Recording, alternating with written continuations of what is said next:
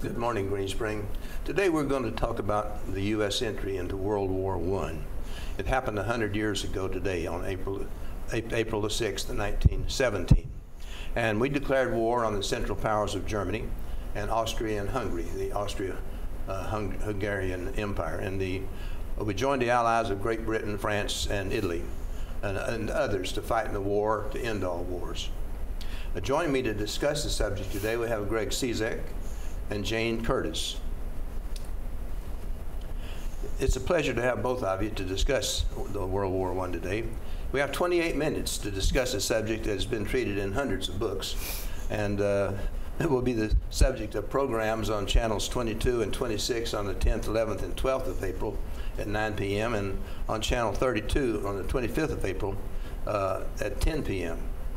And all we can do today is to acquaint you with World War I, and hopefully you'll tune into those shows and learn a little bit more about it. And perhaps encourage you to read a book about World War I. First, I'd like to summarize the events that led up to the war and entry into it. If I could have map 1, please. This is the map of Europe before the war. And you'll notice that we have no Poland, that Russia includes Finland, and Ottoman Empire extends down into the Mideast. We don't have any Yugoslavia or Czechoslovakia or any of those states. So this is the Europe that we saw prior to World War I.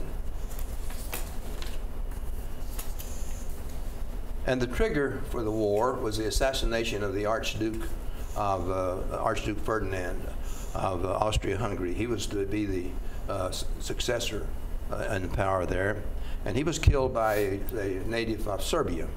Well, it seems that the Austria-Hungary declared war on Serbia about a month later. That was the assassination took place on the 28th of June, so the 28th of July, they declared war on Serbia, and then followed Germany declaring war on France and Russia, and England coming in because the Germans went through Belgium. And then we had, let's see, I think we might go into map 2.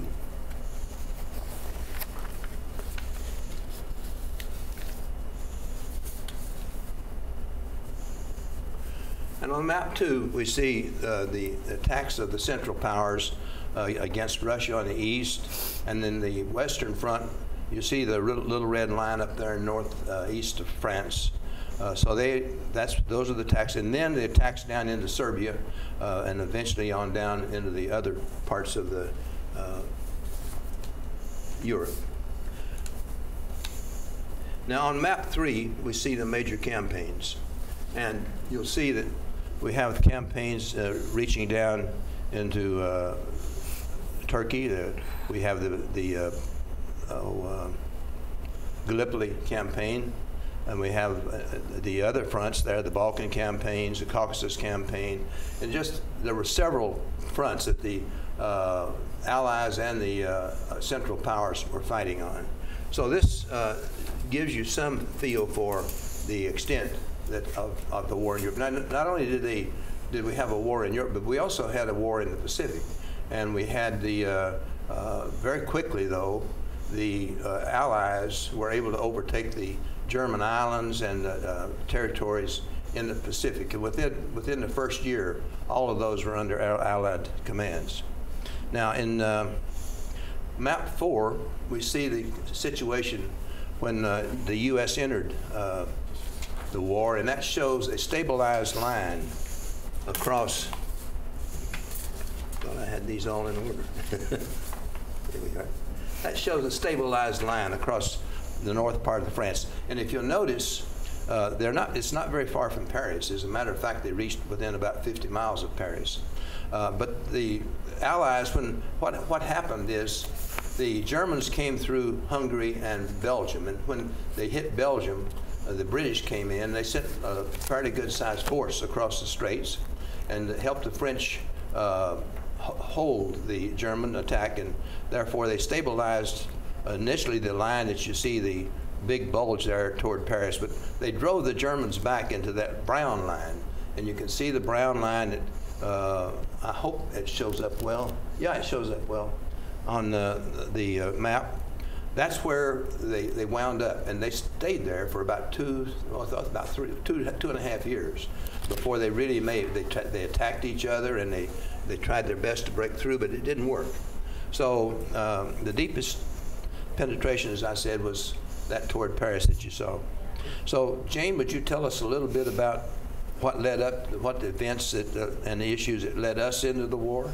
Well, in 1916, when Wilson was reelected, when he was elected for his second term, the situation was already this terrible trench warfare.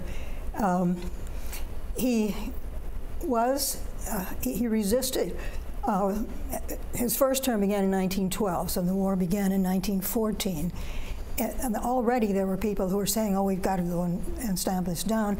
So he was getting a little pressure already, but as time went on, and as submarine warfare developed and became really such a terrible menace, the pressure began to mount. Following that, you had reports of atrocities.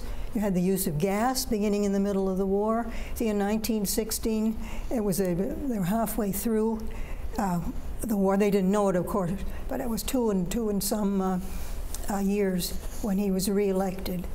But you had then these a lot of publicity about the atrocities, about the whole pacifist movements arose.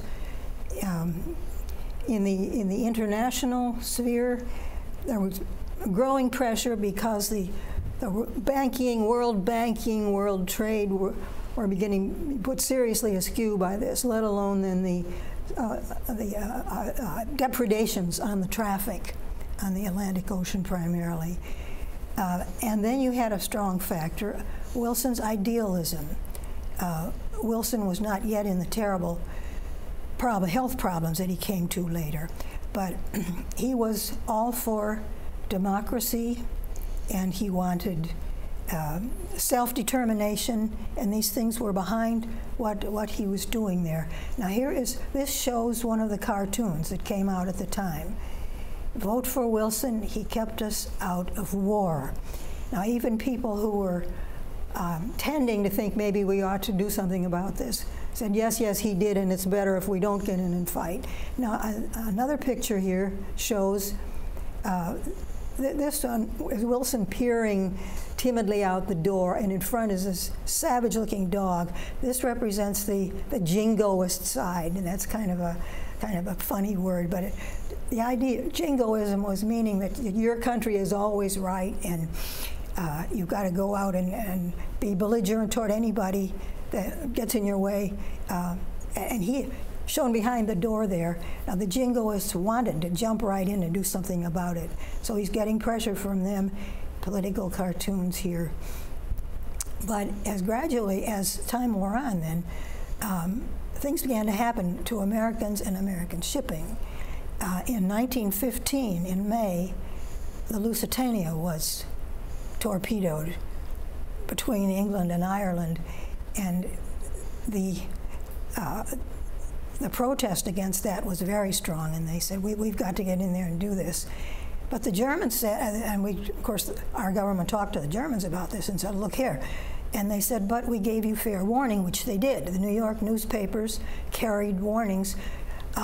This sailing of the Lusitania may not be safe. It's a British ship, and it's going to be in a war zone, so look out. You go at your own risk. And of course, 100 and some Americans were killed in that. There were more than that. There were 200 or 300 on board, but there were that many that lost their lives in that. That still did not trigger any declaration of war. But by the time 1917 rolled around, beginning of the year, the German depredations are getting really, really bad in the ocean, the submarine war. The Germans, after all, were blockaded. And the Germans were getting a little panicky because food and things. Now the English were too, because they were dependent on foreign trade. But when this came about in early 1917, our State Department talked to the Germans, and they said, "Now look, this has got to stop. You've got to stop this. Innocent people, civilians, merchant shipping." And the Germans said, "Well, of course, you're helping the British. That merchant shipping is." Well, they kind of let that go by the side, but they did increase it. They said, "No, we won't," and then they did it just like that. Well, when they started the submarine, and that tipped it off. When they started the submarine attack again, they just unleashed it completely. Well, they'd never really stopped. Yeah. It was an up and down thing. They'd lay off for a while. But their expectation was to probably stop about 500,000 tons of shipping per month. So to starve the British out, they figured that they Well, could. they want to starve the British. You know, they had various different ways of how they were going to do that. But what happened, at any rate, this was the straw that broke the camel's back. And Wilson, with the full approval of the Senate, one exception was a pacifist, the famous Jeanette Rankin of Maine. But otherwise, it was full agreement, and then got started, and he jumped off right away. He talked to the French sent somebody over, and the British sent somebody over, and they weren't coordinated particularly. But what they wanted, of course, was for the United States to pull them out of the hole there. And of course, another motive, I'm certain, was in Wilson's mind, was that those who participate in the war, those who sign on for the fighting, get to participate in the peace. And he already had this bee in his bonnet, you know, about the Austro-Hungarian Empire, self-determination, split it up. So he had that in the back of his mind already at that time. So when he did finally, and we had a third picture there that showed him, just another cartoon, a drawing, but this was the sort of the culmination. The sides had had their talk, and here he was sitting at the desk signing the declaration of war. Yeah, there he is. And these things had wide distribution. Of course, the radio was in its infancy, and there was nothing but newspapers, really, for the main informing of the public and drumming up public opinion. So he stood up to these pressures, didn't react violently, tried to keep the peace, and then finally it just got overwhelming. Gas attacks were occurring, and the humane side came in, and it just, he said, "This is it." Thank you very much. Well, Greg, were we prepared for war? I mean, after all, they'd been fighting 3 years. We should have been prepared, I would have thought. I think if you look back at our nation's history, we're never prepared for war. Yeah. But let's get on with the current one we're talking about, World War I. In April 1917, our total army, including 80,000 National Guard, consisted of 200,000 troops. 2.7 million plus 300,000 were drafted or enlisted. So that by now, November 1918, you had 4,355,000 troops in uniform. And I'm not forgetting the Navy. They had a lot of enlistments. Let's get on with the problem. 200,000 to 4.5 million, roughly. You've got to train them. You've got to equip them. You've got to transport them, not only within the country, but overseas. You have to have a place for them to live. So we find suddenly new camps known to many of us, locally, right here, Fort Belvoir, A.P. Hill, Quantico, just to mention a couple. Yeah. You had a tremendous logistics problem to do this. buildup of ships, weapons, ammunition. Women, for the first time beyond Molly Pitcher, so to speak, went to war working in the plants, as well as we did have some women in uniform. The Army, Navy, and Marine Corps all had them beyond the nurses. However, that was only temporary with the exception of the nurses. On the employment of our Army in France, it was Pershing versus France and Britain. Pershing insisted that our forces will fight as a unit, an integral unit. Yeah. Whereas the British and French wanted us to provide them by The British platoons and the companies. French wanted to use our troops as replacements, so to speak, or reinforcements. In other words, attaching a regiment here, a battalion here to a British or a French unit, etc. And actually, we got up to The first example, actually, of the British side, which is a little unique, the Australians were on a attack situation in 1918, Battle of Hamel, and they needed help.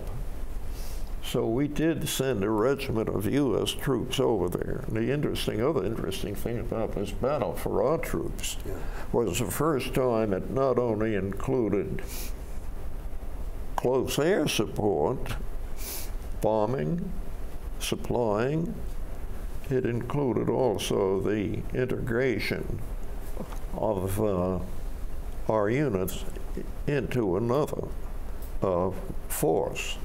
But anyway, that was just a small example. All right. well, Wilson wanted when we arrived. Wilson wanted troops over there as soon as possible.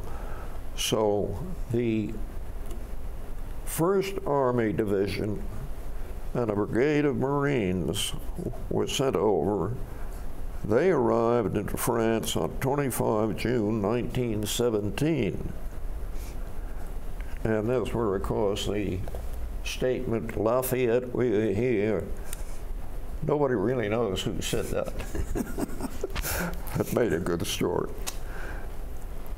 The major battles, they were trying to cover all of them. We don't have time for that. But the major battles were Belleau Wood in June 1918, Chateau Thierry actually in May 1918, and then the part of the Meuse-Argonne, or a precursor to it, the Battle of Saint-Mihiel. Now, the first battle that I mentioned, Belleau Wood, was significant in that it stopped what was really tantamount to the last major German offensive to seize Paris. And the first objective was Reims, and then they were to go on to Paris. The French were retreating in dismay, and an army division consisting of one armored brigade and the Marine Brigade had to do a forced march some 6 miles, rain, mud, gas, to take up positions along the Paris-Metz highway, and in turn ordered to dig in. The Germans attacked in force on 1 June. We in turn counterattacked into the wood. Our forces were stopped. And then on 6 June, the U.S. forces attacked again. And finally, on 26 June, 20 days later, Belleau Wood was secured. And if you'll pardon me, old soldier, in honor of the Marines, the French ordered that henceforth in all Army orders, French Army orders, the wood would be named the wood of the Marine Brigade. Thank you, Greg. Greg, thank you very much. And what happened then was we've eventually pushed the Germans back, but we never did push them into Germany. They signed the armistice before we got them back into Germany, which was really General Pershing didn't like that idea, but that's what happened. So they signed the armistice on the 11th. Actually, we had armistices between other powers up to that point in time. I'd like to cover just a little bit about the technologies that occurred in World War I. If we could have the figure number 1. Figure number 1, the machine gun was a major. You've been using the pictures all through, but picture number 1 on my shows a water-cooled machine gun, and that was a real deal breaker. Well, not a deal breaker. What had happened is it was I guess you might call it a slaughtering machine, because they had interlocking fields of fire all across the fronts, and therefore when people tried to move, those machine guns could wipe them out. They fired at about 500 rounds per minute. The figure 2 is a tank, and that was introduced in the Battle of Somme in September of '16. And it was a big, monstrous thing. It was designed to go over the trenches. And they eventually wound up with some smaller tanks, and they started to mass produce them, so that tanks were pretty well used by the end of World War I.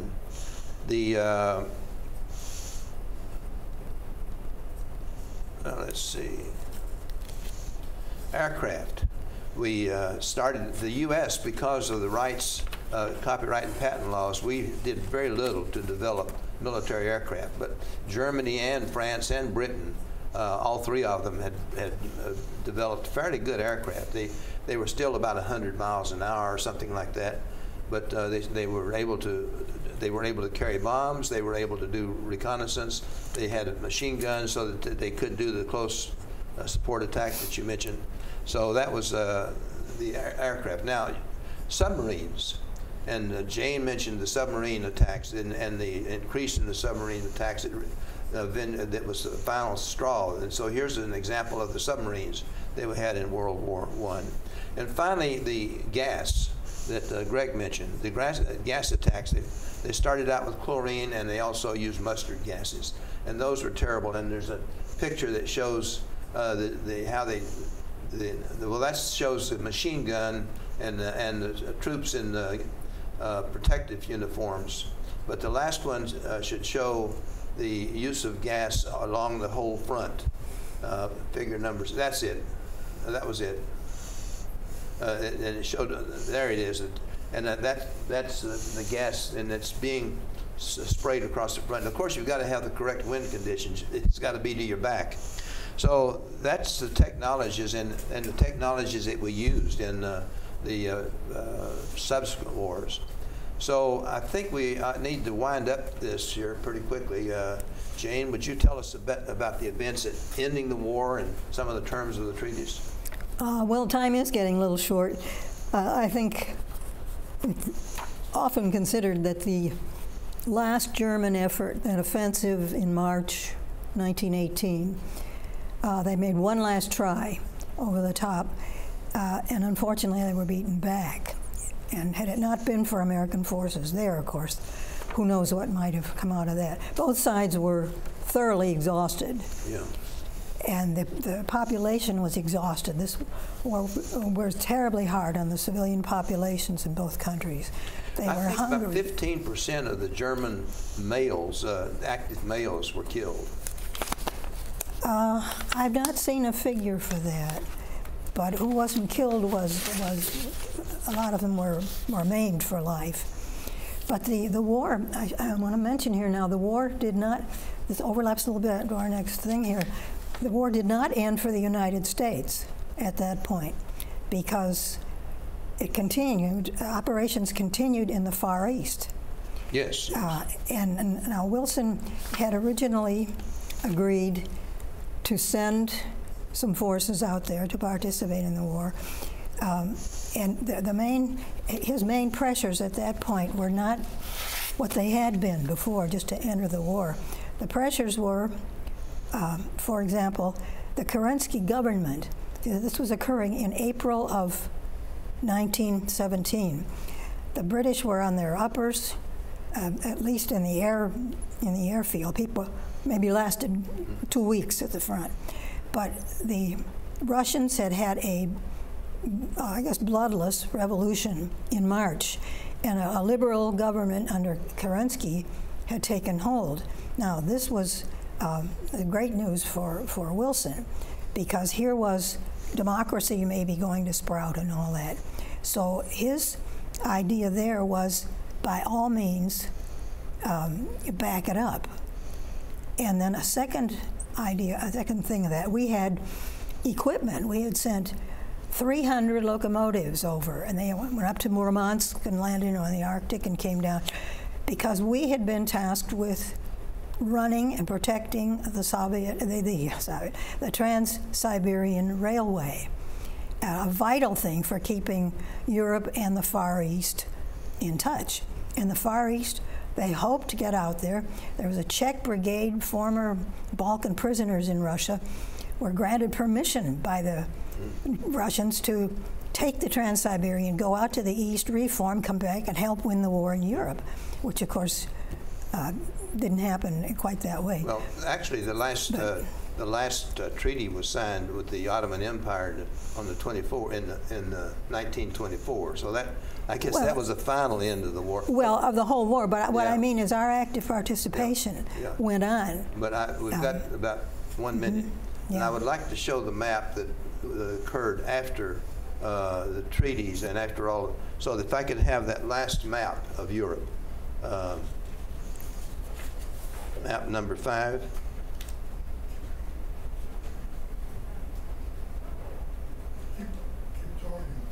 Okay, I'd like to have map number 5. What happened is, now on the map that you'll see, we have Finland, and we have Poland, and we have Yugoslavia.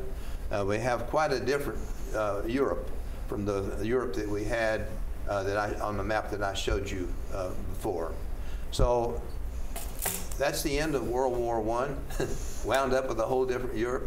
A lot of men, a lot of people killed. We're talking about around over 10 million. And so, you know, it's hard to imagine this kind of depravity as far as the humans are concerned, as far as I'm concerned. However, that's war, and we have wars, and I guess we'll continue to have wars. So, folks, that's all I have today for world. I'm sorry. Announcements. The announcements. Oh, I'm trying to get out of doing the announcements. Well, feature.